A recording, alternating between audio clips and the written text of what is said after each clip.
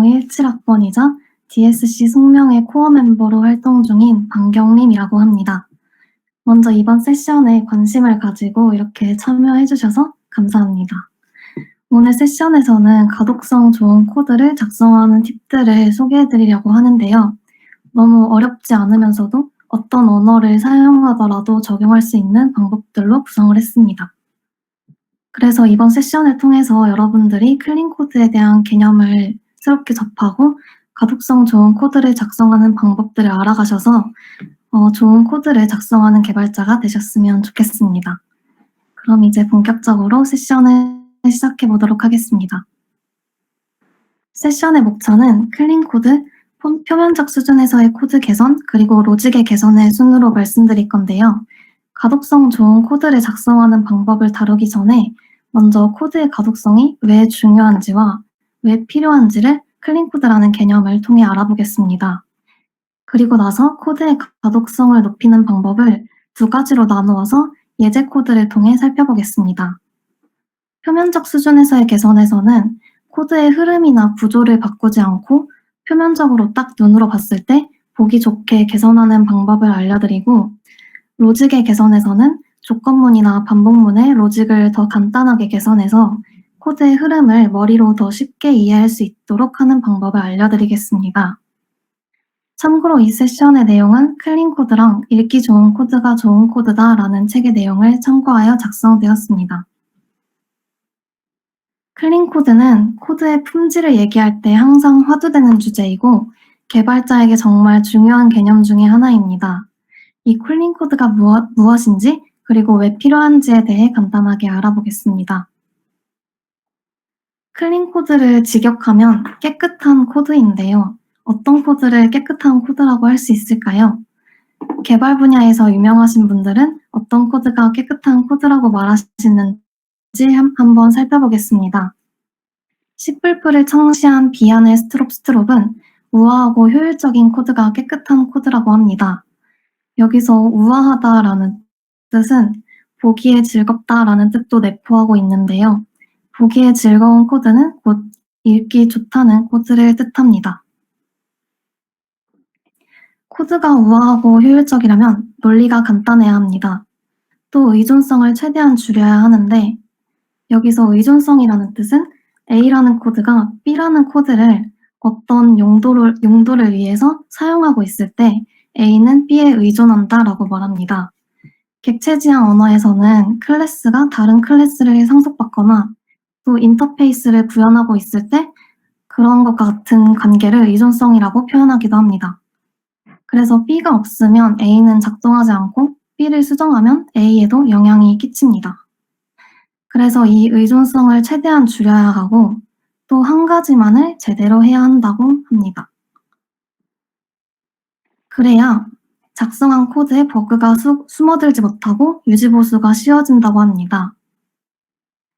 두 번째로 UML을 창시한 그레디 부치도 앞에 비아네와 비슷한 의견을 말하고 있는데요. 그레디는 가독성을 좀 더 강조하고 있습니다. 깨끗한 코드는 잘 쓴 문장처럼 읽힌다고 합니다. 그러려면 단순하고 직접적이어야 하는데 설계자의 의도를 알 수 있도록 직접적인 표현이 들어가야 하고 단순한 제어문으로 가득해야 합니다.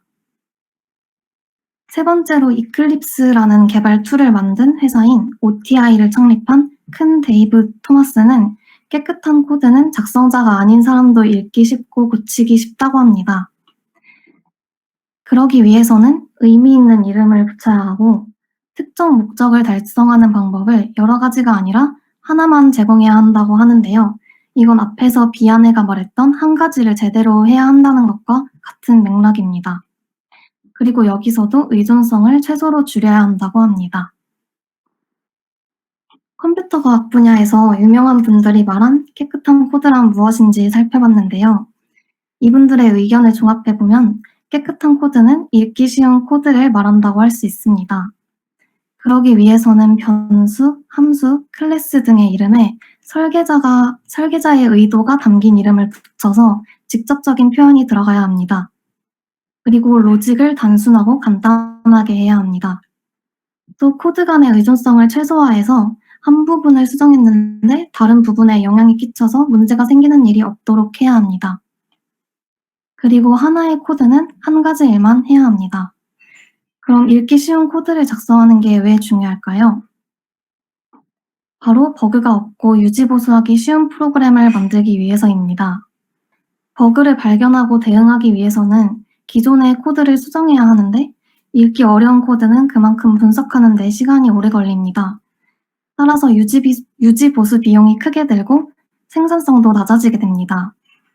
그리고 개발을 할 때 코드를 작성하는 시간도 많지만 남이 작성한 코드나 내가 작성한 코드를 다시 읽어보는 시간도 많이 차지합니다. 그렇기 때문에 코드의 가독성을 높이는 것은 매우 중요하다고 할 수 있습니다. 이렇게 클린 코드가 무엇인지와 왜 중요한지를 간단하게 알아봤습니다.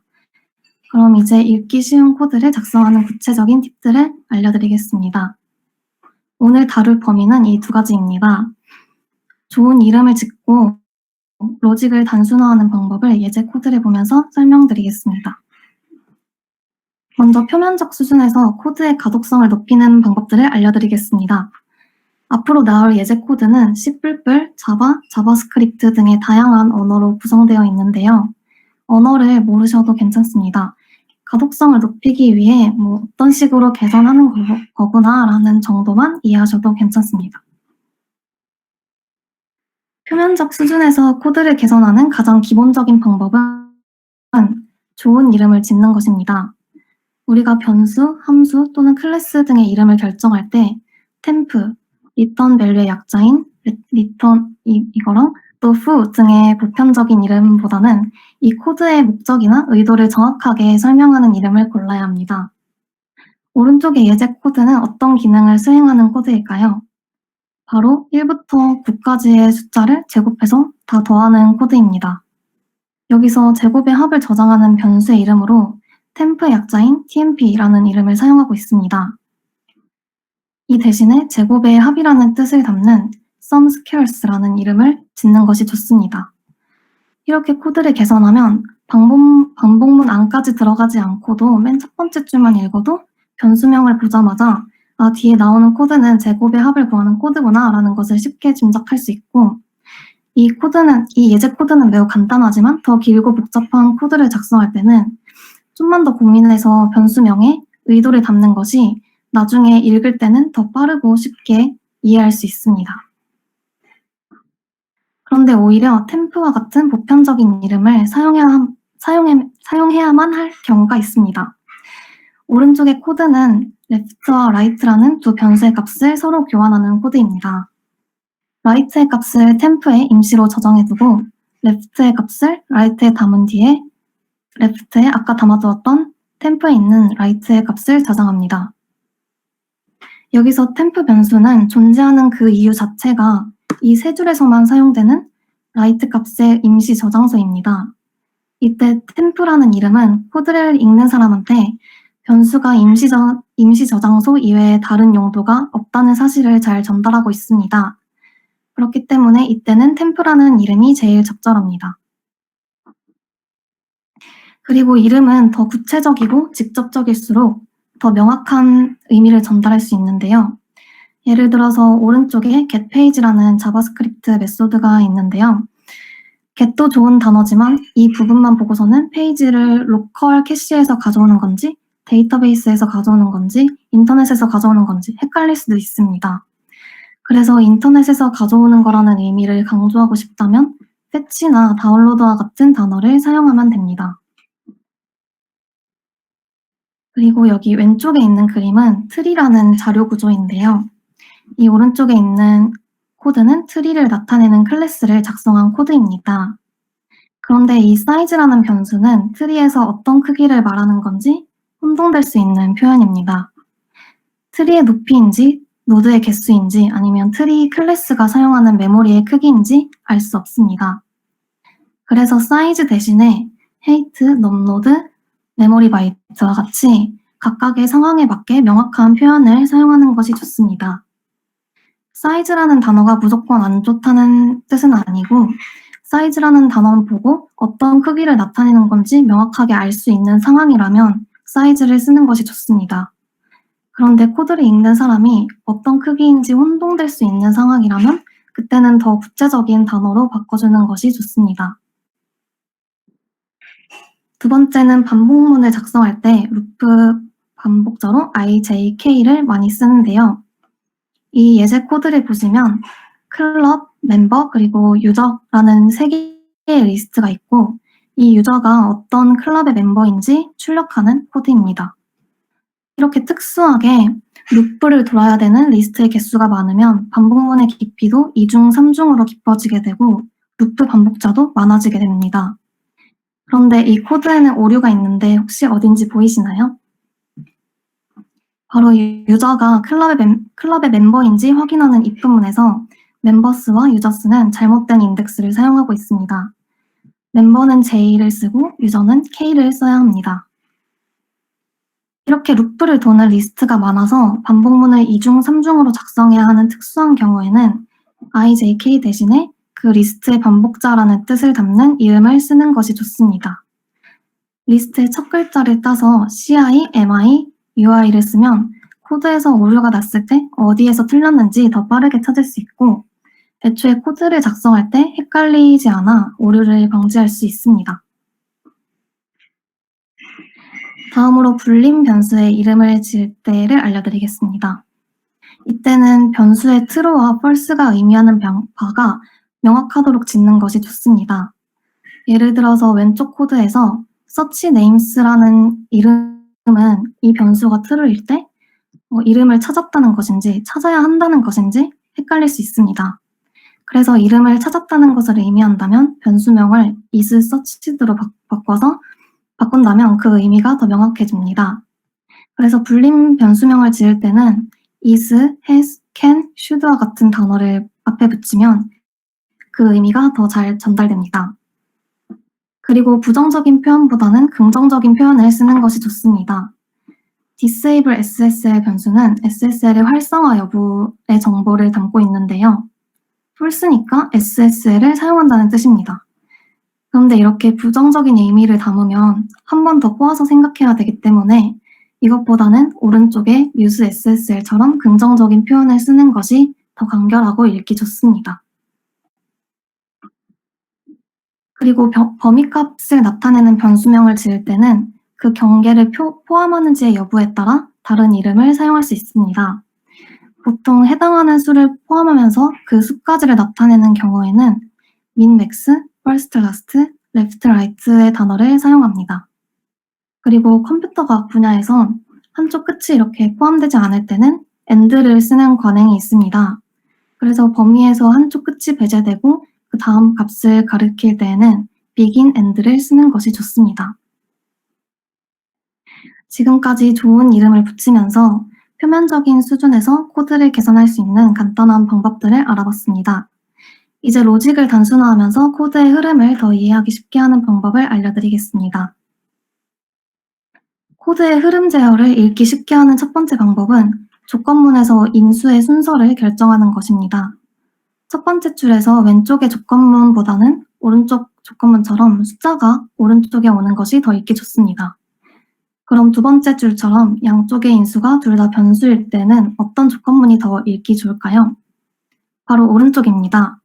그것을 결정하는 기준은 연산자의 방향이 아니라 인수의 특징입니다. 보통 연산자의 왼쪽에 오는 인수는 값이 유동적이고 비교가 되어지는 변수가 오고 오른쪽의 인수는 값이 고정적이고 비교의 대상이 되는 변수가 오는 것이 자연스럽습니다. 두 번째는 조건문에서 블록의 순서를 결정하는 것입니다. if, else문은 블록의 순서를 자유롭게 바꿔서 작성할 수 있습니다. 예를 들어서 왼쪽의 코드는 오른쪽과 같은 코드이고 블록의 순서만 바뀐 것입니다. 지금까지 이런 경우를 별로 생각하지 않았을 수도 있는데 사실 두 가지 중에 어떤 것이 나을지 고려하는 것이 좋습니다. 그것을 선택하는 기준에는 세 가지가 있는데요. 첫 번째는 부정이 아닌 긍정을 앞블록으로 보냅니다. 앞에서 불림 변수를 지을 때와 비슷한 느낌인데요. 부정적인 표현은 긍정적인 표현을 한 번 더 꼬아서 생각해야 하기 때문에 긍정적인 표현을 나타내는 블록을 먼저 읽고 그 다음에 부정적인 블록을 읽는 것이 자연스럽습니다. 두 번째는 간단한 블록을 먼저 처리하는 것입니다.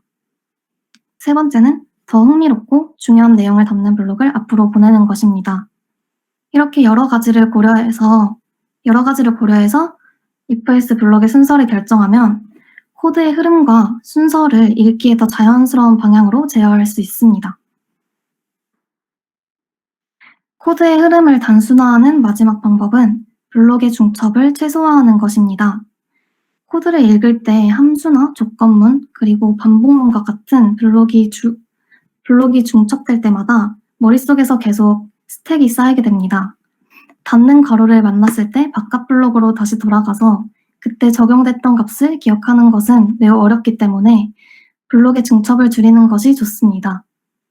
예를 들어서 이 코드는 유저 리설트가 성공이면 윗 블록을 실행시키고 아니면 아랫 블록을 실행한 다음 마지막에 끝났음을 알리는 메소드를 실행합니다. 근데 여기서 한 가지 기능을 더 추가해야 되는 상황이라고 해봅시다. 유저 리설트가 성공일 때 어떤 허가를 받아야 되고 받지 못하면 에러 메시지를 넘겨주는 상황이라고 해봅시다. 그럼 쉽게 생각해보면 왼쪽 코드에서 주석친 부분에 코드를 추가해서 오른쪽처럼 유저 퍼미션 리설트가 석세스가 아닐 때를 실행하는 부분을 추가해주면 됩니다. 그런데 조금만 더 고민해서 중첩을 줄이고 단순화하는 것이 좋습니다. if문 끝에서 리턴을 하게 되면 if문의 바깥쪽은 실행하지 않습니다. 그래서 오른쪽 코드에서 파란색 부분은 else 블록과 같은 역할을 하게 됩니다. 그래서 유저 리설트가 석세스일 때는 석세스가 아닐 때는 이 부분을 실행하고 아닐 때는 파란색 부분을 실행하게 됩니다. 그래서 이 블록의 순서가 바뀌어지면서 노란색 부분이 위쪽으로 왔습니다. 이렇게 조건문에서 중간에 리턴을 해주면서 블록의 중첩을 줄일 수 있습니다. 그러면은 봤을 때 확연히 가독성이 높아지게 됩니다. 또 반복문에도 비슷하게 리턴과 비슷한 continue를 적절히 활용하면 중첩을 줄일 수 있습니다. 지금까지 클린 코드에 대한 개념으로 시작해서 코드의 가독성을 높이는 몇 가지 간단한 방법들을 알아봤습니다. 이것이 다가 아니라 클린 코드를 지향하는 방법론은 매우 다양하니까 오늘 세션을 통해 클린 코드에 관심이 생기셨다면 더 심도 있게 공부해보시고 항상 코드의 가독성을 염두에 두고 코드를 작성하시는 것을 추천드립니다. 혹시 질문이 있다면 자유롭게 해주시면 감사하겠습니다.